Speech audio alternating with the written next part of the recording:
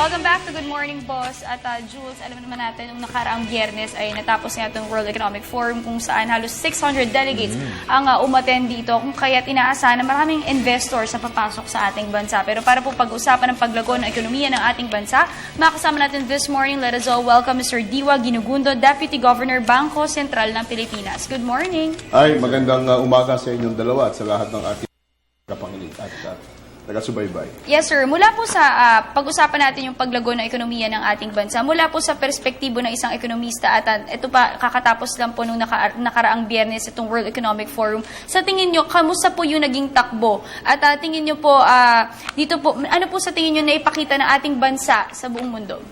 Well, unang-una, may pagmamalaki natin na sa loob ng 60 consecutive quarters, ang ekonomiya ng Pilipinas ay patuloy na lumago. Walang negatibong paglago ang ating ekonomiya. Tuloy-tuloy yun for 60 consecutive quarters.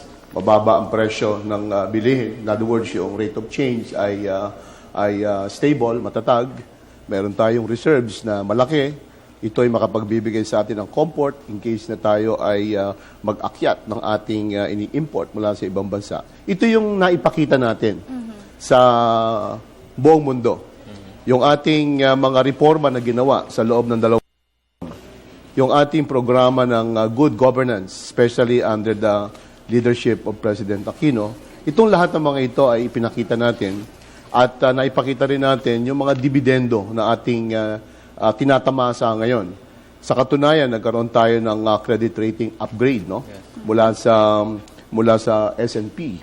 At inaasahan natin, ito ay magbibigay pa ng higit na interes sa mga nais magnegosyo at mamuhunan dito sa ating bansa. At yung World Economic Forum na mahigit na 700 yata ang dumalo mula sa 30 bansa. No? Ito yung mga pinuno ng negosyo at pinuno ng iba't ibang gobyerno, including the President of Indonesia and the Prime Minister of Vietnam. Iba't iba pang mga opisyal ng 30 bansa pumunta rito.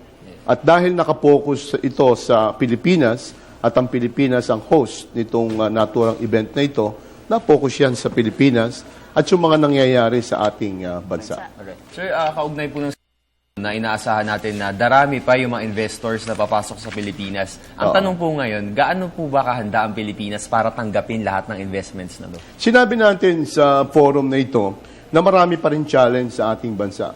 Unang-unang challenge, halimbawa, ay yung infrastruktura. Tayo ay nangangailangan ng maraming salapi, maraming pondo upang mapondohan yung ating mga infrastruktura. Kulang yung ating airport, seaports, okay? Mga daan, transportasyon, at maging yung iba't ibang mga tourist sites sa atin dito sa Pilipinas. Napakaganda ng ating mga tanawin sa Pilipinas, ano? Subalit ang problema ay yung connectivity, no? Yung access ng mga negosyante at mga turista dito sa mga lugar na ito. So, kailangan natin ng mga airports. Kailangan natin ng mga seaports. Ito yung mga challenge sa atin.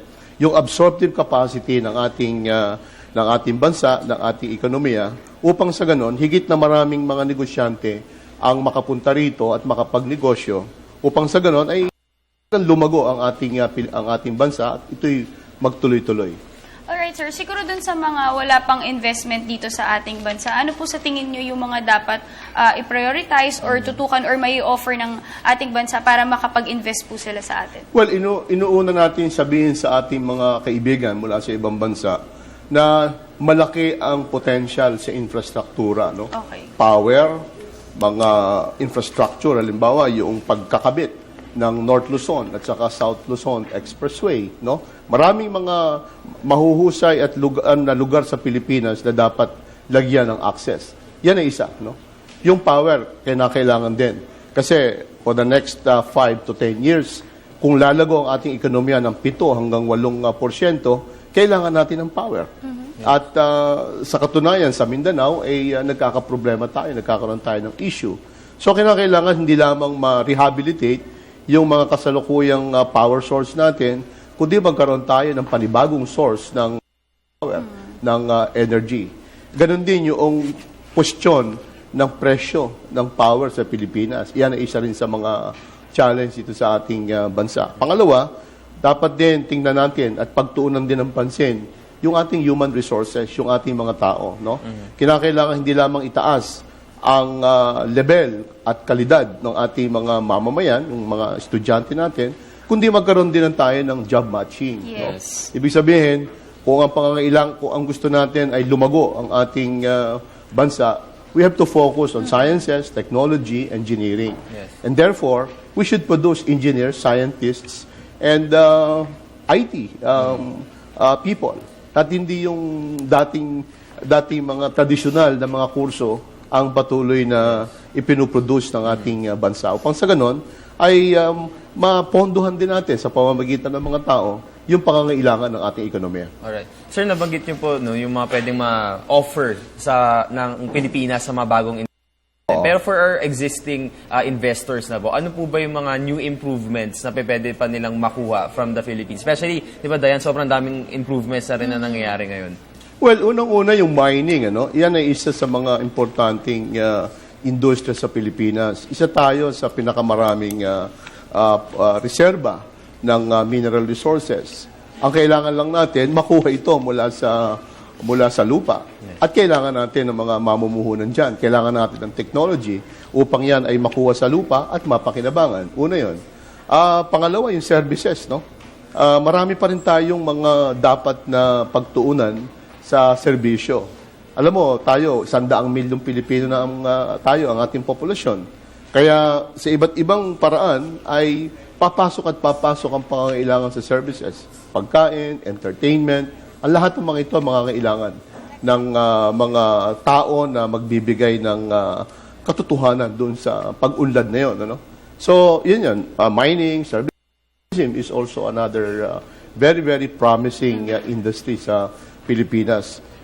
Kailangan lang natin ng counting infrastruktura dyan. Signages, access, at ito ay makatutulong sa ating bansa. Alright, sir. Dun sa naganap na World Economic Forum, do you think handang-handa na po ba yung bansa natin for ASEAN integration? Yung sa ASEAN integration, ganito yan. Ano? Ang tinitingnan natin dito ay, una, hindi lahat ng mga bansa ay makapaghahanda by 2015. Okay. Sa katunayan, ito ay nilinaw ng mga ASEAN leaders at saka mga ministers na meron tayo mga timelines. No? Sa ngayon, I think mga 98 o 99% na ng mga tarifa ay almost zero. Yan ay within the ASEAN community, lalo-lalo na dun sa ASEAN 5. Doon naman sa CLMV, ito yung Cambodia, Laos, Myanmar, Vietnam, at saka Brunei, 98%, siguro, 97-98%, almost zero rated na yan. So, yung movement ng goods across the ASEAN region, nangyayari na yan. Pero meron pa rin tayong iba pang mga challenges. No? Una, yung integration sa banking, halimbawa. Yung pag-liberalize ng ating capital account. Yung pagpasok at paglabas ng puhunan sa Pilipinas. Ito ay importante. Pero sinabi natin na in terms of the ASEAN integration, tayo nasa 79% as of, I think, the end of December. Yung iba, nasa 77. Okay. Ang pinakamataas, I think, is Singapore and Thailand at 81. So, hindi nahuhuli ang Pilipinas. 79 versus a high of 81 and a low of 77. Kaya, tayo naman ay walang hinto yung pagsasagawa natin ng iba't ibang hakbang upang makasiguro tayo na makaagapay tayo sa iba nating mga kapitbahay dito sa ASEAN. Importante yung ASEAN integration. Yes. It has the effect of expanding our markets, generating competitive forces, at dahil dito, mas maganda yung presyuhan, maganda yung kalidad ng mga serbisyo at goods na maaaring maipakipagkalakalan natin sa ibang bansa dito sa rehiyon natin. Alright. Sir, ngayon, the basic question ng mga bawat boss natin, paano po magti-trickle down itong magandang ikinauunlad ng ekonomiya natin? Paano po mararamdaman ito ng bawat isang individual? Oo. Ang ating pamahalaan, unang-una, ay nagkaroon na ng commitment na pataasin yung proportion ng budget na itutuon doon sa tinatawag nating infrastruktura, yung capital spending ng gobyerno. From 2.5% of GDP in 2013 to 5%, double that amount by 2016. Ang ibig sabihin nito, yung lahat ng mga infrastruktura na kailangan upang higit na maraming mga kapitalista at mamumuhunan ang makapunta rito sa Pilipinas, isinasagawa na yan. Pangalawa, inaayos na rin natin yung ating edukasyon. Yung ISDA ay naghahanda na rin upang kung sakali mang merong mismatch ang mga trabaho at ang available na skills dito sa ating bansa, makakaagapay ito sa pamamagitan ng technical and educational skills development. Ano? So, pangatlo, yung infrastruktura, ang direkta na makikinabang dyan, manufacturing. Ang manufacturing, sa lahat ng mga industriya, pinakamalaki ang tinatawag na vertical linkage niyan. Ang ibig sabihin ng vertical linkage, kung piso, okay, ang ginastos mo sa manufacturing upang makapagbigay ng trabaho at iba pang mga bagay na ito, almost 6 or 7 na piso, 6 to 7 pesos, ang magge-generate itong additional values. No? Okay. So, kung makakapagbigay tayo ng trabaho sa marami nating mamamayan, dahil ang focus natin, manufacturing, services, na mabilis magbigay ng trabaho, at makapag-aaral ng husto yung ating mga mamamayan, magkakaroon tayo ng so-called trickle-down.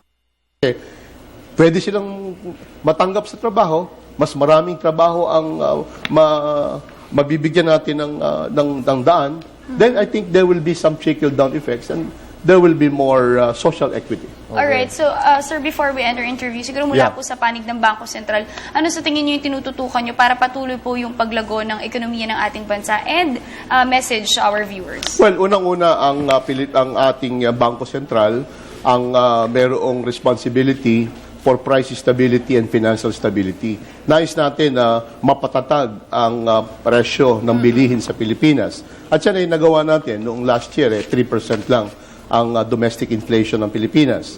Pangalawa, yung financial stability, ito ay importante sapagkat kung ang pagbabangko sa Pilipinas ay matatag, may kumpiyansa ang mga tao na magdeposito, makipag-transact sa mga bangko at higit na mapalago ang ating kabuhayan. Pangatlo, maliban dun sa dalawang basic primary responsibility, nais din natin na maging inclusive yung ating finance. Magkaroon ng access yung ating mga mamamayan Yes. na kahit na walang collateral ay makauutang sila sa ating mga bangko Para at makapagsimula sila ng kanilang negosyo. Kaya natin to. Alright, thank you so much for joining us this morning. That was Mr. Diwa Ginugundo, Deputy Governor, Bangko Sentral ng Pilipinas. Naku, Jules, in our own little way, kaya natin suporta ng paglago ng ekonomiya ng ating bansa. Alam mo, sa simpleng pagtangkilik ng sariling ating mga produkto, in that way, kaya natin mapalago ang ekonomiya ng ating bansa. Alright, thank you so much, sir.